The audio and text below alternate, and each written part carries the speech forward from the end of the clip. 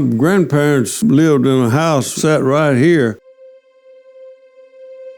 They moved here in 1904.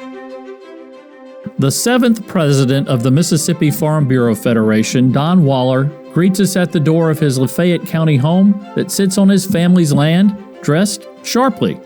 Waller harvested his last crop in 2014 at the age of 83. Today, at 92, he still operates the Waller Funeral Home in Oxford, but don't let the coat and tie fool you. Waller is all farmer. Never gave it a thought that I wouldn't farm all my life. But when they went out of the dairy business, it made it even more so that I would farm. We had beef cattle, dairy cattle, cotton, corn. Waller became part of the Farm Bureau family thanks to his father, eventually rising to the position of Lafayette County president. My daddy and Mr. Ransom Alders were very good friends, and I was so young at that point in time. I knew who he was and knew him when I saw him, but other than that, I was so young till it didn't really register much on me then. Waller would lead the county as president for 20 years. Political service was always in his family's DNA. His brother William Waller ran for governor in 1967, eventually being elected to the governor's mansion on his second attempt in 1972. Don would serve Farm Bureau as North Mississippi vice president for 6 years. Don decided to run for president against Hugh Arant in 1988. 2 ballots needed to be cast to determine a winner.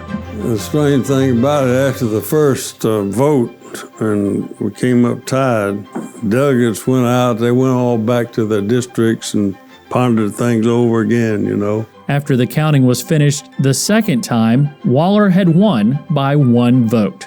During his 8 years as president, Waller worked to get the Federation on firm ground financially, raising dues twice. Both times the thought was membership would decrease. I called a special session of the delegates to raise membership dues, and of course that was quite controversial. A lot of the people said, oh, we're going to lose membership, better not do anything, but good sense prevailed, and we passed a dues increase. In the early 90s, Waller also had the forethought to prepare members and the state for boll weevil eradication. Waller and the Mississippi Farm Bureau Federation led efforts to pass the Boll Weevil Eradication Act through the state legislature in 1993. We had a year where the boll worm just came in and just really knocked the crop out. The word went around that was created because of the boll weevil program. And we fought that battle. That was some kind of battle.